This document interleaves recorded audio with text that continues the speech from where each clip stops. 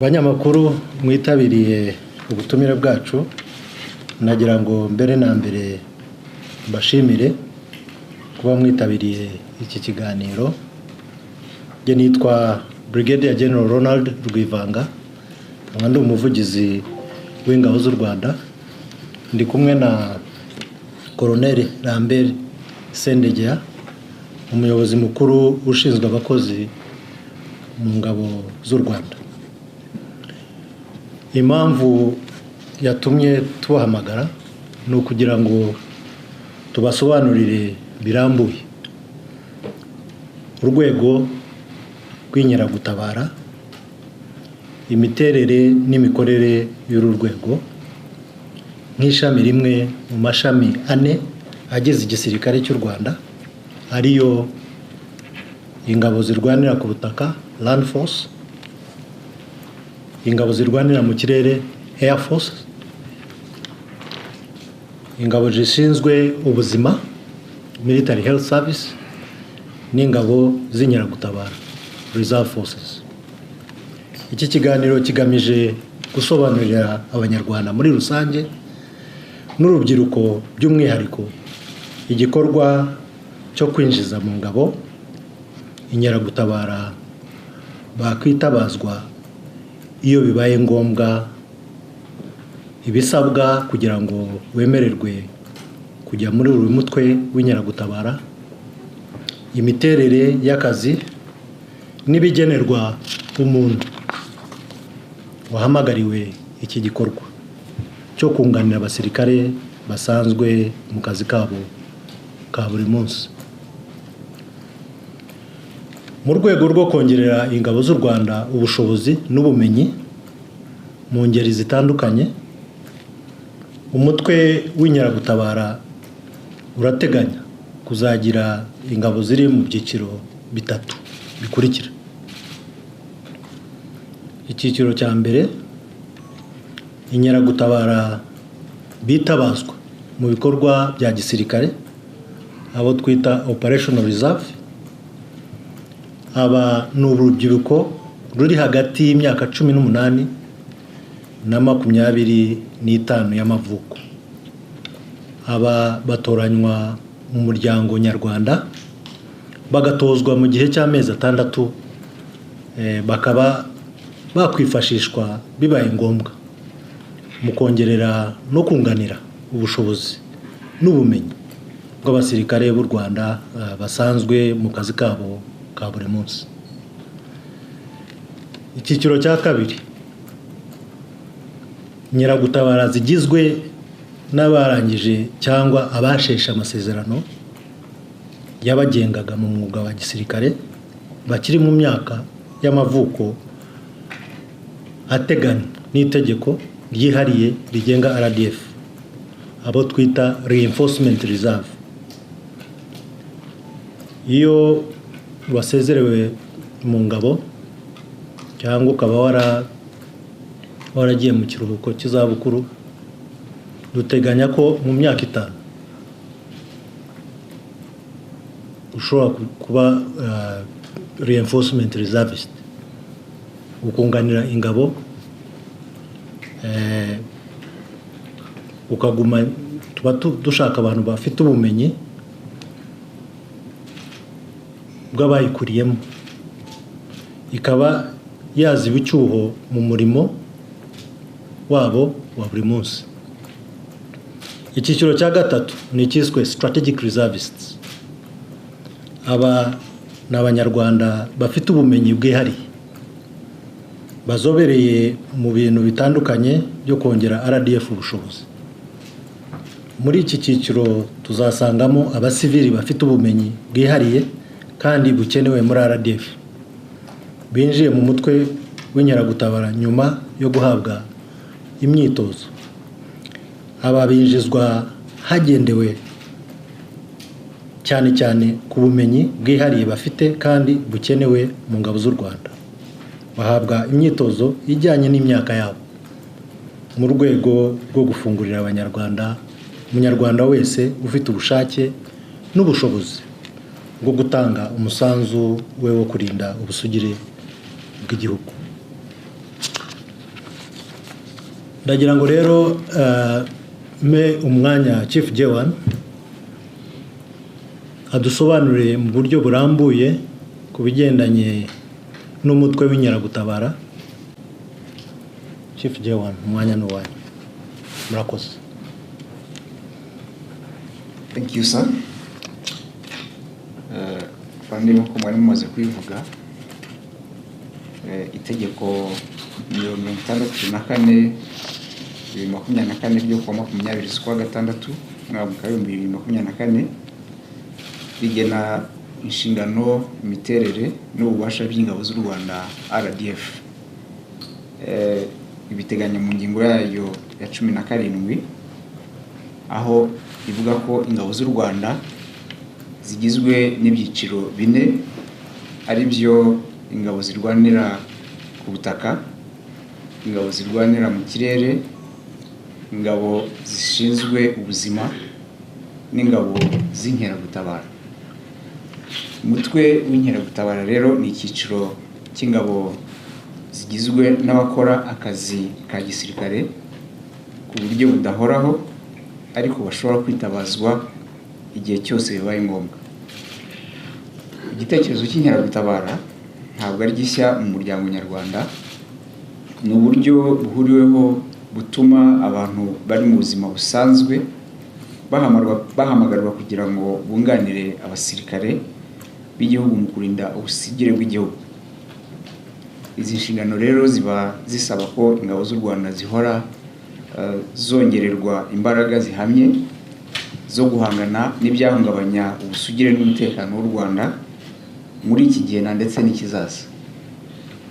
Ni muri urwo rwego rero ingabo z'u Rwanda ziteganya igikorwa cyo kwinjiza mu ngabo z'u Rwanda umutwe w'inkeragutabara, urubyiruko rushoboye kandi rufite ubushake rwakwitabazwa bibaye ngombwa mu kunganira abasirikare b'u Rwanda basanzwe bakora uwo murimo buri munsi.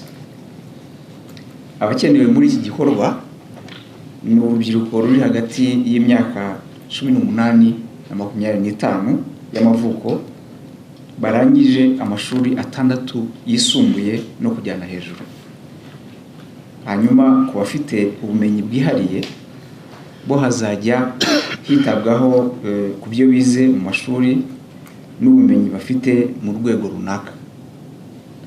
Rero kwiyandikisha n'ibizamini by'ijonjora bizakorerwa mu turere mbere yo kujya gukora imyitozo igabiro, kugira ngo mumaze iminsi mubyumva ku bitangazamakuru bitandukanye ko icyo gikorwa kizatangira ku itariki ya 19 z'uku kwezi.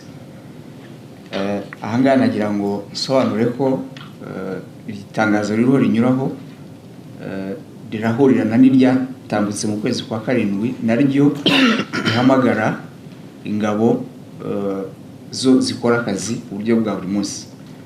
Rero bisobanuke neza yuko nuvuga ngo zaba ingabo zikora akazi ku buryo buhoraho n'ingabo zikora z'inkeragutabara, igikorwa kizabera rimwe kandi n'ahantu hamwe.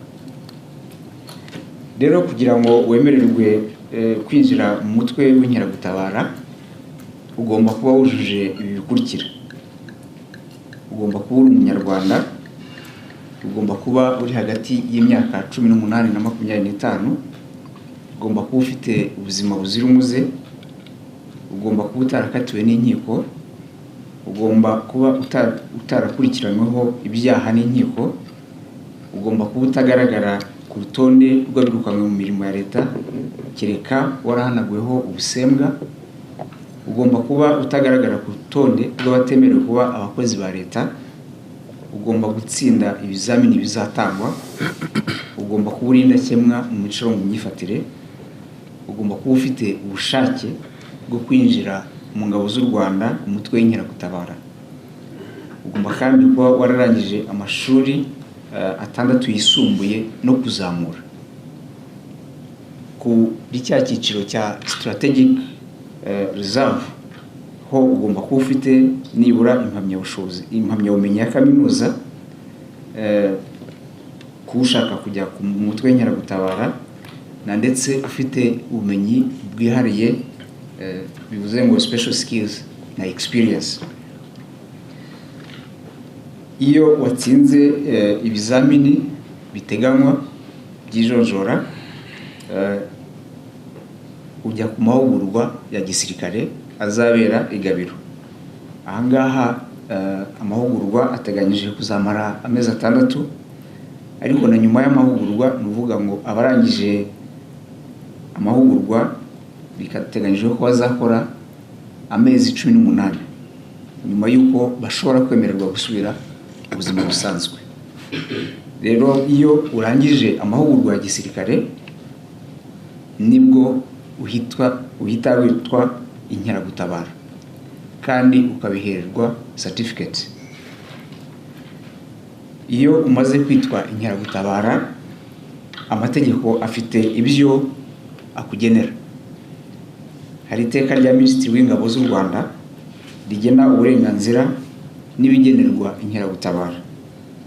Minisitiri w'Ingabo ashingiye ku itegeko nshinga rya Repubulika y'u Rwanda mu ngingo zaryo za 121, 122 n'174, ashingiye kandi ku iteka rya Perezida nimero 22/01 ryo kuwa 21 z'ukwezi kwa 10 2016, rihindura kandi ryuzuza iteka rya Perezida nimero 33/01 ryo kuwa 3 ukwezi kwa 9 2012, rigena imiterere n'inshingano zihariye bya buri cyiciro mu bigize ingabo z'u Rwanda, cyane cyane mu ngingo ya 11.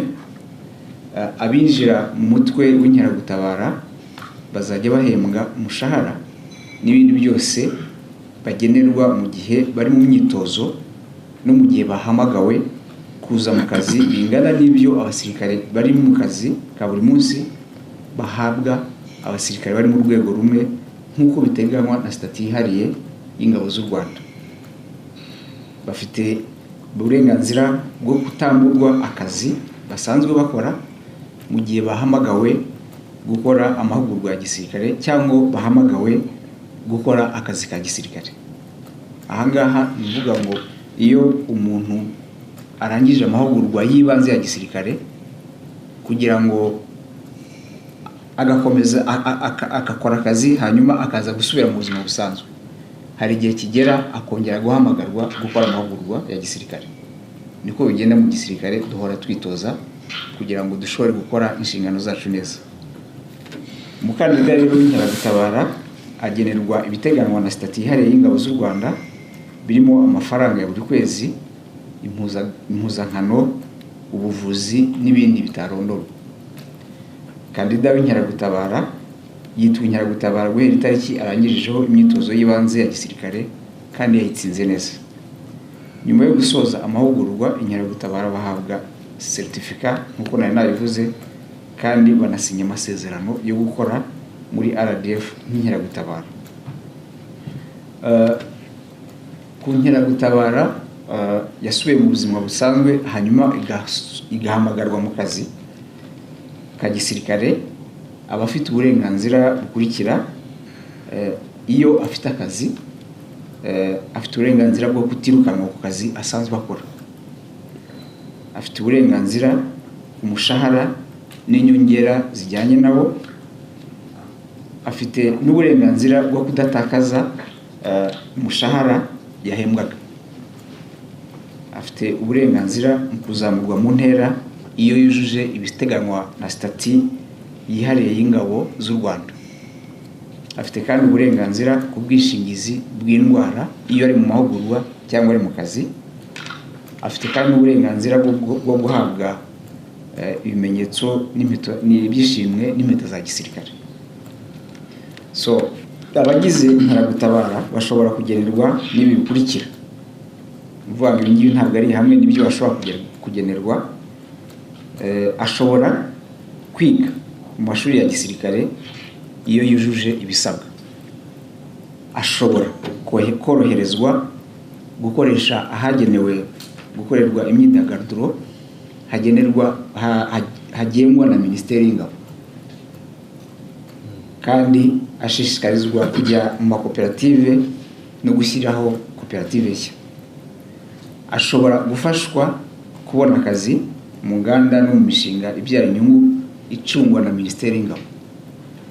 Ashobora kandi guhabwa amahirwe yo kwimenyereza mu mwuga mu nzego n'ibigo bishamikiye kuri Minisiteri y'Ingabo. Ibi nibyo agenerwa igihe akibarwa nk'inkeragutabara, ariko nk'uko bigenda no mu kazi hose, ukora akazi ariko hakagera igihe ugasohokamo. Rero itegeko riteganya ni ryari inkeragutabara irangira kwitwa inkeragutabara. Ni ku mpamvu zikurikira: hari kurangiza igihe cyo kubarirwa mu nkeragutabara ku buryo buhoraho. Ahangaha ni ukuvuga ngo iyo igihe cye cya retirement cyangwa cyo kujya mu zabukuru kigeze. Ubundi buryo cyangwa indi mpamvu ni iseswa ry'amasezerano y'umurimo, mu Cyongereza ibyo twita rescission of contract. Indi mpamvu ya gatatu ni ugusaba kureka umurimo w'inkeragutabara bikwemerwa. Ahangaha mu Cyongereza babyita granted request. Ingingo ya kane ni ugukurwa mu kazi kubera impamvu z'uburwayi, mu Cyongereza byitwa medical discharge. Ingingo ya gatanu ni ukwirukana cyangwa se dismissal. Ingingo ya gatandatu ni ukunyagwa amapeti n'impeta za gisirikare. Ingingo ya karindwi ni ugukatirwa burundu igihano cy'igifungo kingana cyangwa kitarenze imyaka 2. Ingingo ya nyuma ni urupfu. Bivuga ngo ibyo nibyo bishobora gutuma umuntu ava cyangwa reka umurimo w'inkeragutabara. Iyo rero umuntu arangije umurimo we neza w'inkeragutabara, stati ihari ya gisirikare igihe byimugenera, hari imperekeza ihabwa inkeragutabara irangije amasezerano y'umurimo, ibarwa hashingiye ku giteranyo cy'igihe cyose yahamagariwe gukora imyitozo n'akazi ka gisirikare ka buri munsi. Iyo igiteranyo cy'igihe inkeragutabara imaze ikora amahugurwa ya gisirikare n'umurimo wa gisirikare wa buri munsi kigera ku myaka 10, bivuga ngo biteranyije byose, imperekeza ingana n'ihabwa urangije amasezerano y'umurimo iteganywa muri stati y'Ingabo z'u Rwanda. Iyo igiteranyo cy'igihe inkeragutabara yamaze ku murimo n'amahugurwa ya gisirikare kitageze ku myaka 10, imperekeza ibarwa hakurikijwe ijanisha n'igiteranyo cy'igihe yari amaze akora cyangwa ari mu mahugurwa ya gisirikare. Abanumva rero ari byo nashaka kuvuga mu magambo make. Murakoze. Ayo niyo makuru y'ingenzi twagira ngo tubasangize. Asigaye na hanyu kubigeza ku Banyarwanda kugira ngo dukomeze gufatanya kubaka igihugu cyacu n'igisirikare cy'u Rwanda. Reka nsubize ijambo defense spokesperson, hanyuma dukomeze n'izindi gahunda. Thank you, sir. Harakoze Chief J1. Nagira ngo rero mbashimire namwe mwaduteze amatwi. Twizeye ko mubigeza ku rubyiruko ahanini n'abandi Banyarwanda bafite ubumenyi bwihariye kandi bujuje ibisabwa kwitabira kujya mu mutwe w'inkeragutabara.